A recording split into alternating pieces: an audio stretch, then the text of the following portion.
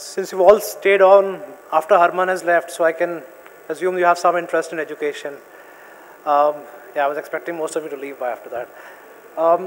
Can I just to contextualize my talk, how many people are thinking of becoming an entrepreneur, or can I have a show of hands who are thinking of entrepreneurship? Okay. Is there anybody from the education sector who's thinking of diversifying or, all right. Okay. Yeah, so building a sustainable education business. So I'll try and, since the majority of people are thinking of, starting something new, and looking at the different options. So I'll try and talk on that lines mostly, all right. So as Mr. Jitendra said, education business is a word we're all a bit uncomfortable with, and when you're thinking of becoming an entrepreneur, I'm sure, at some level we question ourselves. I know we all know the obvious facts that education is a hot sector, but making money in education, I'll talk a bit about that. So a little bit of context about myself. Our group was established in '89, profit making, of course. Today we have 425 preschools and senior secondary schools across India and Nepal. And right now the growth rate is that we're launching on an average of 2 schools per week. Personally, I've been educated in 12 schools in 3 different continents. So bring a lot of that experience into my business again. I have studied in boarding schools, day schools, co-ed schools, boys schools, government schools, private schools, DAV, convent, and the only kind of schools I haven't gone to is a girls' school. Right, so, well, the business of education, first of all. See, this is we all read these statistics in the newspapers so talking about where the demand for education comes from.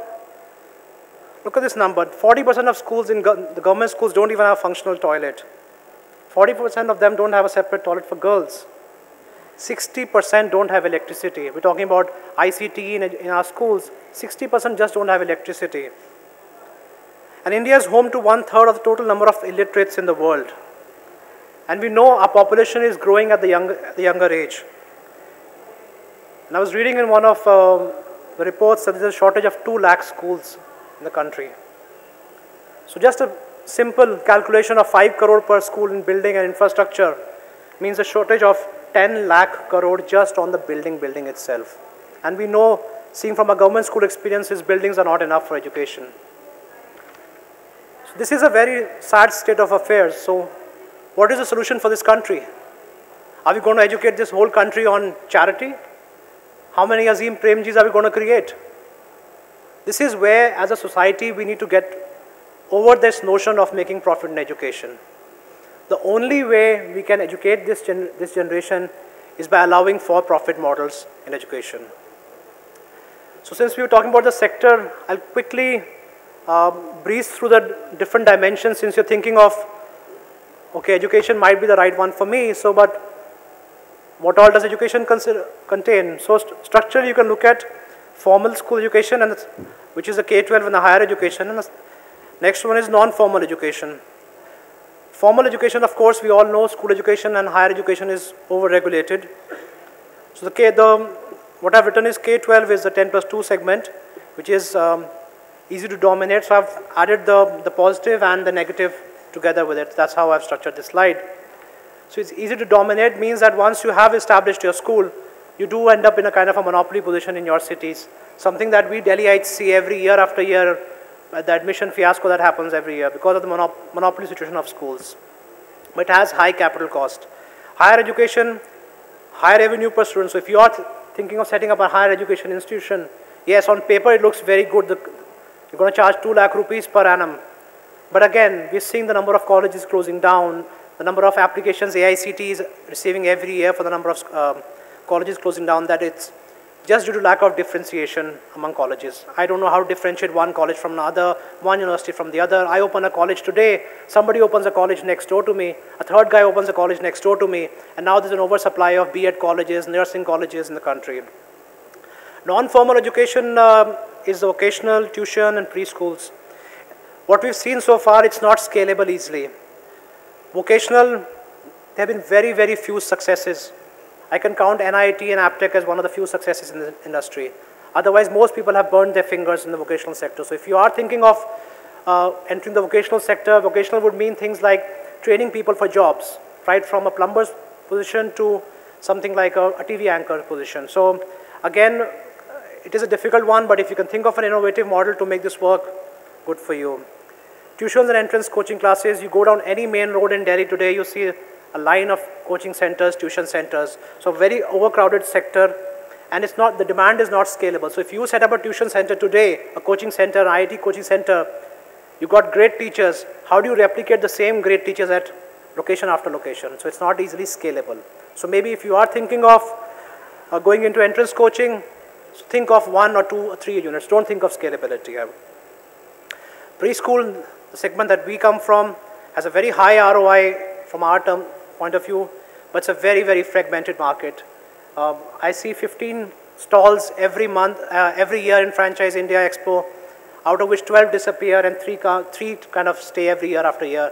People come and go. What is it? What is our curriculum? You don't know our curriculum? It's colors, shapes, rhymes, counting. We all know what we teach. Everyone feels that, oh, I can start a preschool chain, and suddenly enters, tries for 1 or 2 years, burns their money, goes out. So again, it's easy to enter, but it's a very, very competitive market as well. And then you can think of, if you are as an entrepreneur, you can think of business ideas around the school segment. See, the advantage for school segment for all of you is that we've all been schooled at some level. So we know the price point. So now I'm seeing very innovative models in business coming in. Somebody's made a curriculum for teaching computers. Somebody's making curriculum for teaching sports. I mean, I never had a curriculum for sports. Now we have actual lesson plans for games periods. There's a report card for games periods now.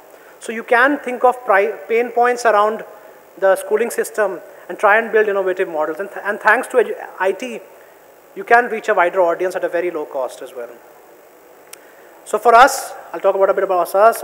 External growth drivers. So what is driving our segment, the preschools and the K-12 segment, is increasing urbanization, because to run a successful preschool or a K-12 school, I need a large population. I cannot do it when there's in a village. And even in cities, changes are happening, like more nuclear families, so mothers have to start working, the grandparents' support is not there, so parents have to send the children to a preschool. And parents are willing to pay for good quality preschool as well because of rising income levels. Education, of course, is the second highest spend for middle class, which is after food. And what we've seen in the recession years, 3-4 years that went by, that education was least affected. I mean, people would stop eating out at restaurants, they would stop watching movies, they would stop going to the gym, but stopping the child's education because they can't afford it is the last area where they cut the budget. So again, there is a growing awareness for good quality education. As a society in India, we all know that education offers the highest ROI for any investment made for the child. So it's not affected by business cycles, very recession-free. When I used to say recession-free, 10 years back, everybody was like, kya recession-free? I mean, India is booming, right? So, but when the country went through a bad time, we were least affected. We were still signing up more than 1 school per week. Preschools, of course, for-profit is allowed. When you enter higher education or K-12, you have to be within the non-profit structure. In preschools and K-12 schools, there are a lot of extra revenue sources that can be built around summer camps, hobby classes, books through books, selling of allied material.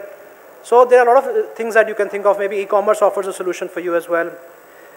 Low real estate costs in terms of preschools. We don't have to be on prime locations. We can be on the dead end with a park next to it. There's no traffic on that street. And that will be an excellent location for a preschool.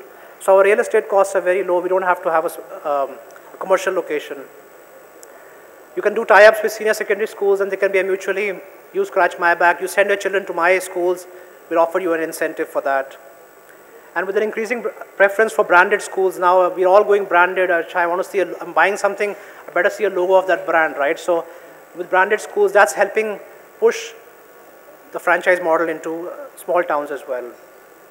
And it offers a very high quality of life for entrepreneurs. If you are thinking of setting up a preschool, do consider that our franchisees get all the holidays that their children get.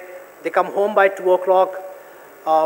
and it's very, very respectable. I mean, it's a very, very respectable sector, especially for women as well, and thoroughly satisfying. I get calls from a franchisee, you know, saying that a few months back I got a call and he said, "Sir, I'm very happy today." I said, "Got a lot of admissions?" He said, "No, sir, the district magistrate of the city came over and was calling me sir, sir, sir. And for what you've done to my child, he was so thankful that so many changes you brought about in my child." He says, "Till 2 months back, I was a property dealer. I knew how people looked at, with what eyes they looked at me. Now suddenly I've become a respectable person in the society. I don't care how much money I make, but this respect is something that you can't make in other sectors." So what advantages does franchising offer if you are considering setting up a preschool is that it's always easier with a known brand. After all, you're asking people to trust them with their children. So a known brand gives them a sense of confidence. And franchising, you get support like recruitment, training, school design, you get marketing supports. The system is ready-made and built, and you just have to follow it. You don't have to experiment. You don't have to make mistakes and find out, oh, I should have done it this way. So franchising offers all these benefits with day-to-day support. So it's said that with franchising, you're in business for yourself, not by yourself. There's a franchisor always there to support you. And he's also like your doctor. If you are making a mistake, he'll tell you, you're making a mistake, change direction over here.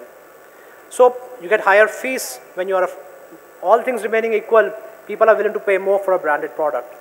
You've seen that. I mean, if I go out in the market, I see a shoe, I like the design, but if I see that same shoe with a brand, I will definitely be happy to pay more. And of course, low staff turnover, because people want to be teaching in a branded school. It elevates their status. If it's a girl who's waiting to get married, it helps her marriage prospects. Oh, she works in SHEMROCK. Oh, she works in XYZ school. Yeah, so I've seen that. I mean, why do we have lower teacher turnover? Because the brand works. I mean, for all levels. So your fees that you're getting are higher.